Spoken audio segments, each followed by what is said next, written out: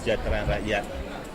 Antaranya sebenarnya dalam ucapan saya tadi, kita lihat yang utamanya dari segi cost of living.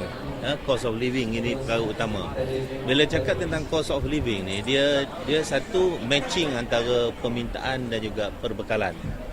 Jadi kita hendak pastikan perbekalan terutama barang makanan ni meningkat, dan ini kita telah pun berbincang dengan Kementerian Pertanian di mana mereka melihat bagaimana kita nak tingkatkan perbekalan makanan termasuk ikan. Ikan di mana kita maklum bahawa dari segi negara kita hanya 20% saja ikan ni dalam sangkar, 80% di lautan luas ni. Jadi bila tiba musim terpujuh, satu, perbekalan ikan dia kurang, kedua, nelayan kita tidak dapat menangkap ikan dalam 3 bulan. Maknanya kehidupan mereka bergantung pada 9 bulan tangkap ikan dalam lautan dalam. Jadi apa yang dirancang dalam bajet ni, kita mahu supaya ikan dalam sangkar ni ditambahkan nisbah dia berbanding dengan ikan dalam laut. Ini sebagai satu contoh lah. Dan kedua, kita bukan sahaja melihat dari segi perbekalan, kita juga melihat dari segi dia punya supply chain tu, rantaian perbekalan tu. Maknanya kita nak kurangkan peranan daripada orang tengah. Di sini kita mahu agensi-agensi kerajaan macam Nafas, Pharma, IKIM LKIM, mereka mainkan peranan daripada pembekal.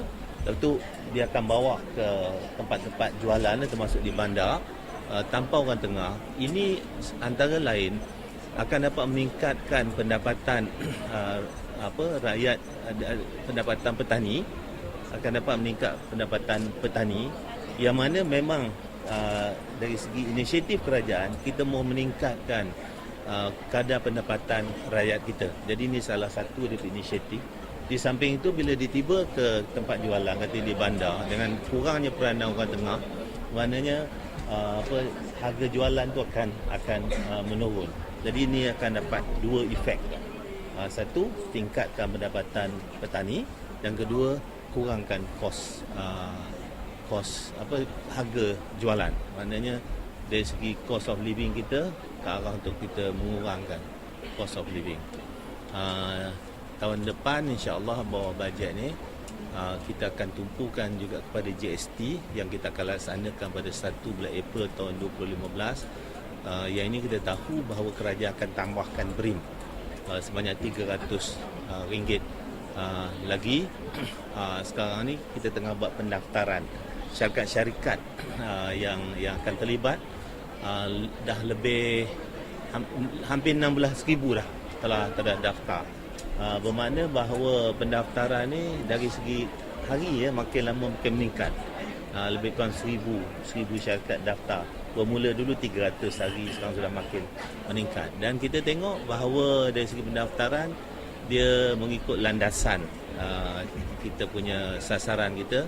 Pada hujung tahun kita sasarkan 123,000.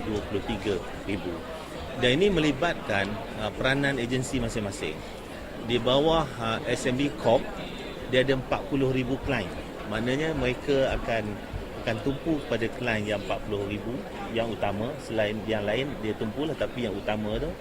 Kemudian di bawah custom dia ada 63,000 yang sekarang ni terlibat dalam sales and service tax. Dia tumpu yang itu.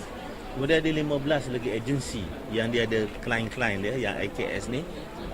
Jadi mereka akan tumpu yang tu. Jadi melalui tumpuan itu kita percaya 123,000 itu akan tercapai atau mungkin lebih daripada itu, terutama apabila tiba 1 April tahun 2015. Pelaksanaan 1 April 2015. 1 atau 23 tu hujung tahun ini. Hujung tahun ini.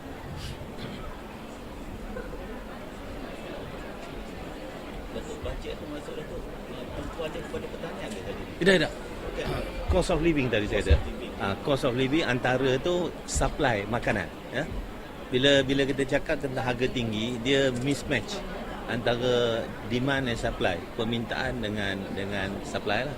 Jadi kita nak pastikan perbekalan tadi, bukan dia kata dia tumpu pada mana, kita semua kita tumpu, termasuklah dari segi perumahan, pembaikan rumah. Jadi banyaklah sektor itu, tapi antara yang utama kita ni dari konsep cost of living ni tadi. Kita nak jangan kita pressure sangat. Terutama di kawasan bandar, mereka pendapatan menengah dan rendah, dia tertekan dengan kenaikan harga. Jadi macam mana kita nak kurangkan keadaan mereka tertekan. Itu yang kita kata BRIM kita bagi tambah. Itu dia inisiatif tu banyaklah. Saya ingat dalam lebih kurang 30 inisiatif yang kita tengah fine tuning. Kita inisiatif untuk meningkatkan pendapatan. Tak. Inisiatif bajet tu lebih kurang 30. Semua sekali lah lebih kurang 30. Salah satunya cost of living lah. Yang sama kita penekanan kepada itu. Okey, ya. Bajet memang akan jumlah bajet memang lebih lagi berbanding. Lebih betul. Pasal kita mesti ingat ini adalah bajet terakhir bawah rancangan Malaysia ke-10. Terutama bila kita bagi perbelanjaan pembangunan tu, kita bagi untuk 3 tahun. Jadi yang last ni untuk belanja pembangunan tu dia akan lebih daripada tahun-tahun sebelum.